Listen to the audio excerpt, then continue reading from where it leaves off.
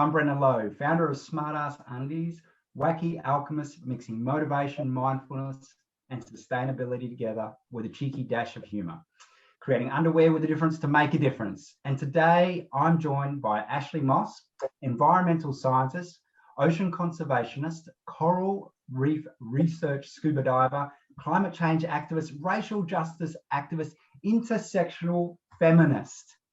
Whoa, hello. That's a mouthful. Quite a mouthful, but there's important things to be advocating for all at once. So in summary, just a revolutionary. A revolutionary, love it. And we're here to talk about a tragedy under the sea. And Ashley, you know, we're not talking about Romeo and Juliet here, are we? So what passionate couple are we talking about? Our couple that we're going to be talking about is the relationship between coral and their photosynthetic algal component, zooxanthellae. And not only is this a symbiotic... Sorry, Ashley. What? Zooxanthellae. It's a little creature that not many people know even exists, but it lives inside coral. Zooxanthellae.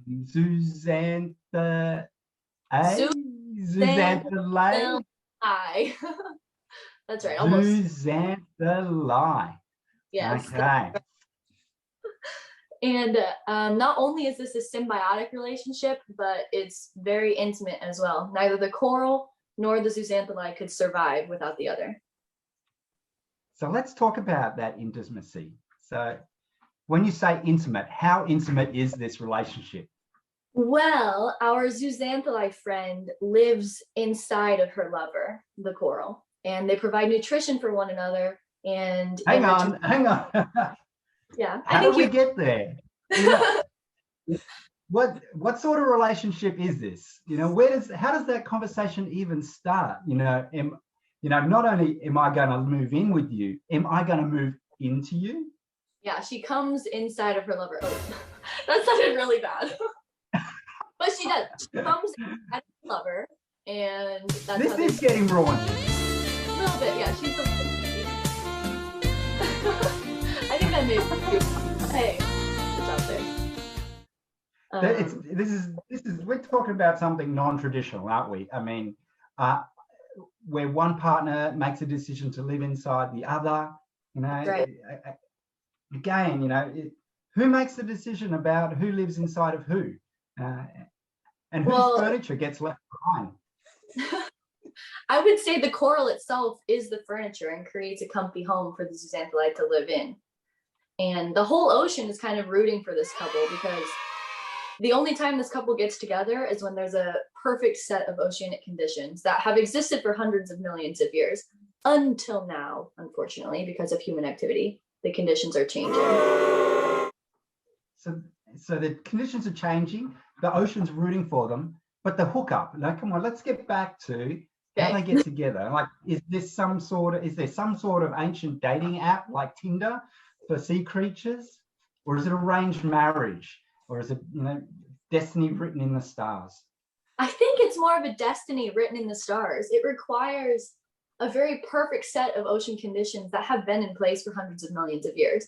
And these conditions include the amount of oxygen and carbon dioxide in the water, the perfect temperature, and the perfect amount of salt or salinity that's in the water. And if any one of these things changes, then the zooxanthellae herself will leave her lover and she will not come back until the conditions improve for her, which I respect that in a woman.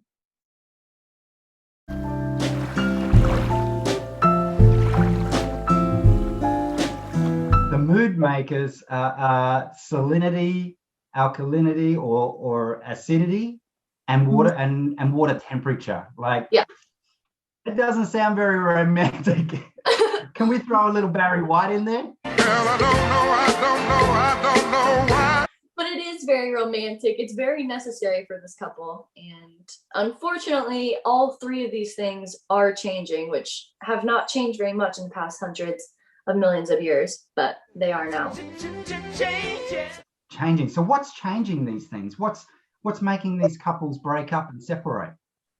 Unfortunately, this couple has a home wrecker, and that is you and me and all the rest of humankind. We're all home wreckers.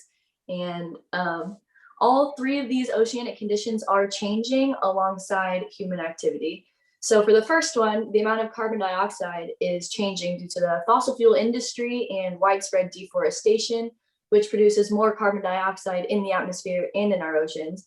And that also changes the temperature, because as carbon dioxide increases in the atmosphere, then more outgoing long-wave radiation is reflected back to the surface, which causes a global warming effect. And the global warming effect is concentrated in the polar regions, which causes the ice caps to melt, which changes the amount of salinity that is input in the water too. So all three of these conditions are changing because of humans, the human homewreckers. The human home. So we are messing up these love conditions for this wonderful couple. Now, just like Romeo and Juliet, there is some nastiness going on there with certain parties not wanting this relationship to happen or stay together. Yeah. So this global warming, this is the thing. Do you think this is? I know the debate's gone backwards and forwards, but there's science on this. How do we know that our activity is really making difference? What are we measuring? What are we seeing that shows us that we're directly responsible for splitting this couple up? Well, science is able to tell the climate from hundreds of thousands of years in the past, and we're able to determine that the amount of carbon dioxide in the atmosphere now is much higher than it should be for this time in history. And this is because of our fossil fuel industry directly inputs carbon dioxide in the atmosphere, and deforestation reduces the amount of carbon dioxide being absorbed by the trees and reduces the amount of oxygen being produced into the environment. So all of this is direct impacts from human activity on the environment and on this couple. So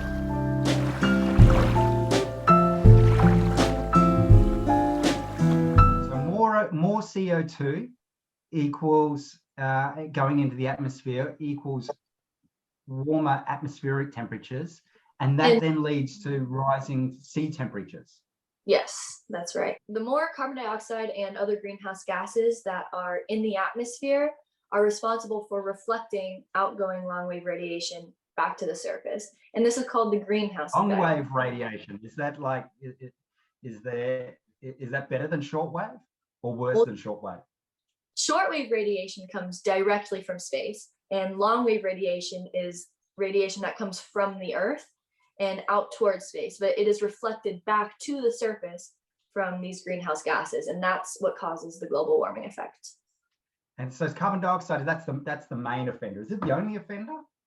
Carbon dioxide is not the only offender. Other human impacts or greenhouse gases that are into the atmosphere by humans is methane from the agriculture industry is another greenhouse gas that is put into the atmosphere because of humans and reflects a lot of outgoing long-wave radiation as well.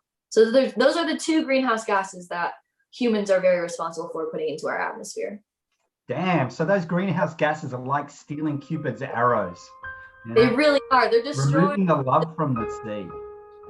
Yeah, and it's our fault. So all of us humans, we've got some work to do to make amends for this couple, because we all depend on this couple more than you know. Not just life under the sea, but all life on Earth depends on this interesting and intimate relationship between coral and zooxanthellae. So normally in relationships, when things, a little bit of heat ain't a bad thing, get hot and sexy. But are you saying like too much heat when we turn up the temperature is that this ain't good for the zooxanthellae and the coral? Getting turned on by the heat, the zooxanthellae gets angry and she leaves, and she does not come back until the conditions improve. And this is what leaves the coral reefs bleached, and the increase in bleaching events is because of the increased amount of global temperature, or the increase in global temperature. Yeah, so she if it gets too hot in here, I'm walking out. I'm leaving you, baby. Bye-bye, and I'm not coming back until you can get your act together. She's walking out that door. Yeah, she knows what she wants, and I respect that, but she's not getting what she needs anymore, and it's because of human activity. It's our fault.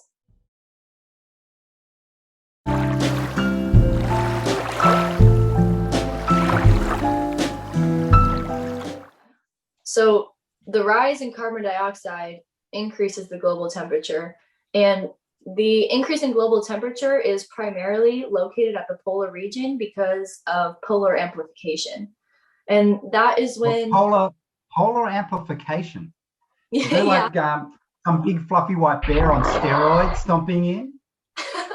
Not exactly. It's actually the effect since the polar ice caps are white, they are able to reflect more radiation.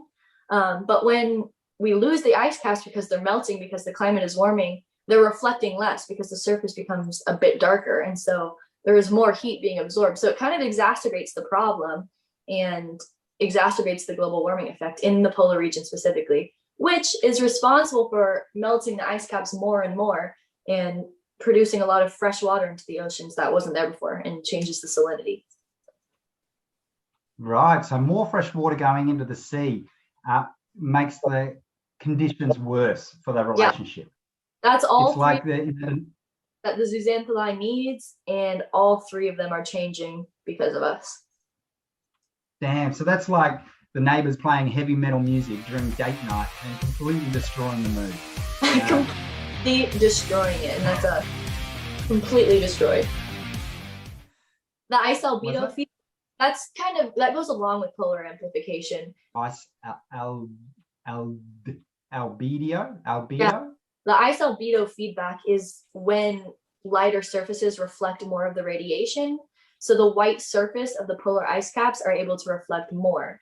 But when the ice caps melt and there's a more darker ocean surface, then that's when more of the heat will be absorbed into the ocean, and then will exacerbate the warming even more. So we got to move from we're going into a dark place here. Is that right? Is that the darker it gets, the hotter it gets? Absolutely. Yeah. And it gets worse and worse and worse. It's like a positive feedback circle. It continues to get worse. Sounds like we absolutely need to shed some more light on this. Yeah.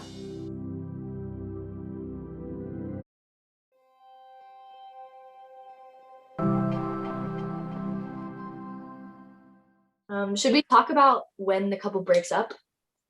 The messy breakup? Yeah, absolutely. Yeah. So how messy is this breakup? You know, what happens? Are there any custody issues? Are there pets involved? The breakup is about as messy as it gets. I would even go as far as to say it's the messiest breakup in history.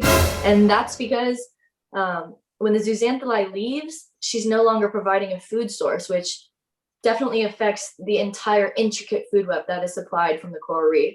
So it directly affects the obligate corallivorous fish that feed directly on the coral polyps, and then it goes on to affect their larger and more sophisticated predators, which will eventually affect humans as well, because we are a major participant in the coral reef food web.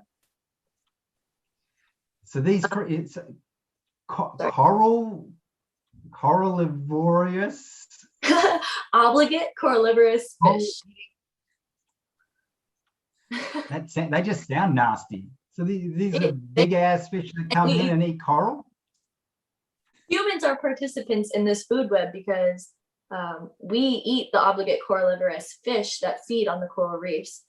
So human participation in the coral reef food web stimulates our economy greatly because of imports and exports of these fish that feed on the corals. And furthermore, these coral reefs provide structural support, which protects coastlines from powerful storm surges, which saves us hundreds of millions of dollars in reparations that we don't even realize.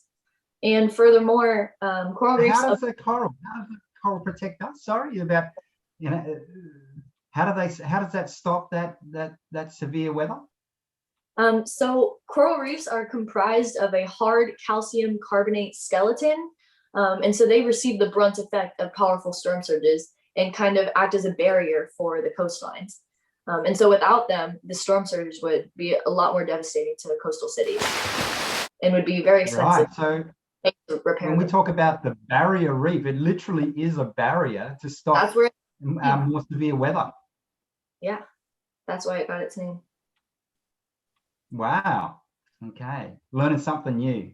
Yeah. And the destruction, and you said about homes, it provides shelter and homes to, like, is that to Dory and Nemo?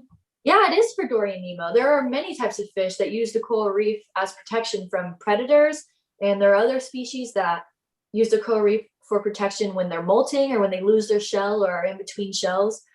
They use the coral reef for protection, and so without the reef, then these animals could go extinct. And without a food source from the reef, there could be widespread extinction events, and a lot of humans could suffer from this as well.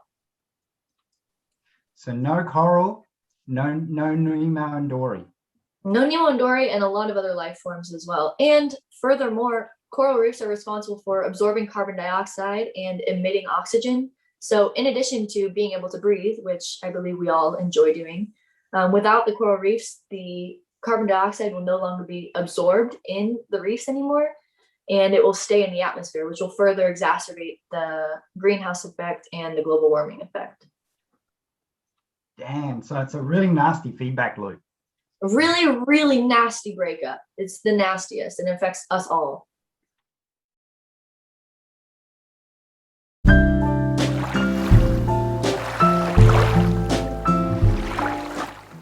How do we bring these hearts back together again?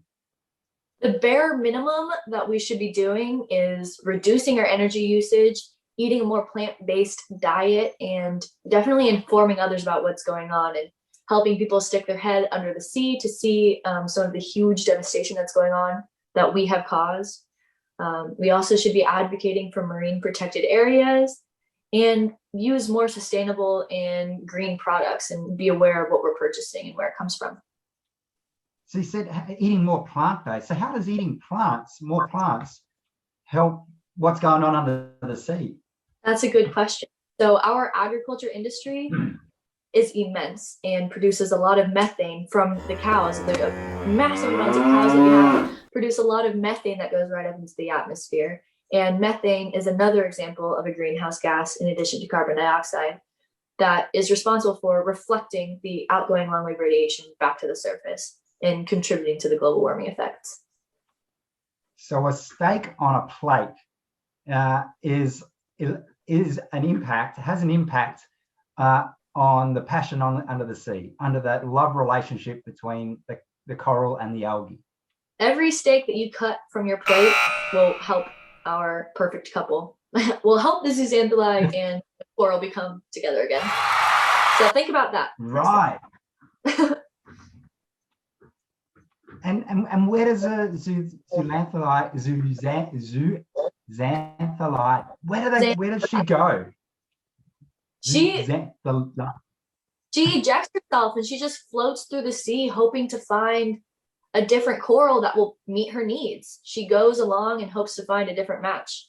And if she doesn't find one, then whoa, okay. So not only is there a breakup and that she leaves, but then she's on the search. She's heading out again to look for a new lover somewhere else. For somebody that will meet her needs. And I respect that. But like I said before, neither the coral nor the zooxanthellae could survive for very long without the other. So if she doesn't find a new match, then she will cease to exist. And same with the coral, which is what we're seeing right now. Without the pair, they both cease to exist. So the rate of divorce in humans across most of the Western world is about 50% right now. So right. What's the numbers? What's the numbers look like for coral and zooxanthellae? Well, the rate of divorce is definitely increasing. Ever since the Industrial Revolution and since humans have been inputting carbon dioxide into the atmosphere, the rate of divorce has increased exponentially. And at this point, we could stand to lose 90% of our reefs by 2050. So that's a pretty high divorce rate, if you ask me. 90%. So that'd be like, in human terms, almost everybody who gets married is going to get divorced. Yeah, and the sad part is it's because there's a home wrecker involved. It's not even their fault. The couple themselves, they're very happy together, but it's the outside influences that forces them to break up. So it's those, these nasty family members, being us, who are, leading to, this devastation. Yeah, that's right. I feel like this is where I get angry, because I am getting angry. Like, get it together, people. Come on. Well, let's talk about that, some of that anger. Yeah. I mean, it's our fault. We have contributed to this devastation that's going on between the zooxanthellae and the coral. And it's our responsibility to fix it, because we are directly affected by the consequences of this breakup, with the air that we breathe, with the food that we eat, and with the money that's in our economy. So all three of these things affect us directly. And worst, with the worst case scenario, with the 90% of the coral and zooxanthellae gone, and what sort of time frame are we talking about here? Are we talking about, do we have years, decades, a century before we reach that point? I'd say we have a couple decades. If we continue the way we are now without making changes, we just have a couple of decades, and a few generations below us might not be able to see coral reefs. And they might live in an entire atmosphere with much more carbon dioxide, much warmer temperatures, and less oxygen to breathe, which could have a great impact on our health.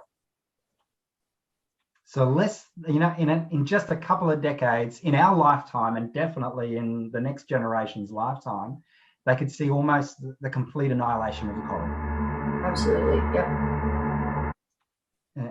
It's real. So that's why it's important to share this information, because a lot of people don't even know about this couple. People don't even know what zooxanthellae is.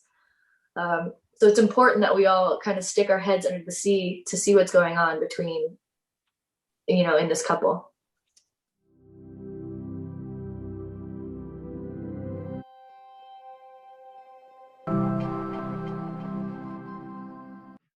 With no coral in the sea, what does that mean for us?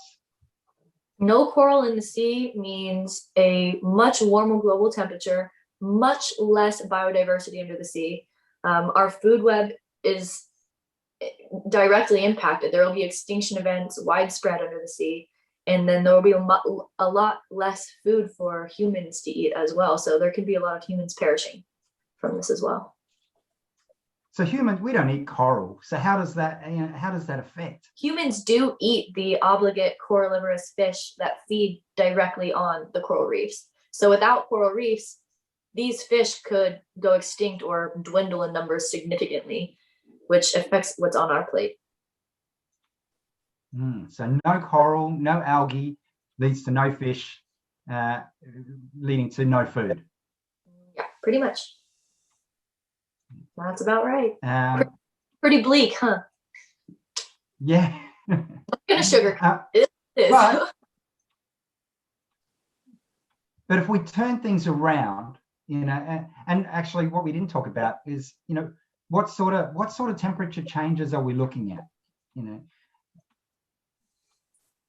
It's a very small window, and any abrupt change will throw them off. So it doesn't seem like too much time, but since the Industrial Revolution to now, there was a couple degrees Celsius change in the ocean temperature, which doesn't seem like very much. But as I mentioned, the zooxanthellae is very sensitive, and she knows what she wants.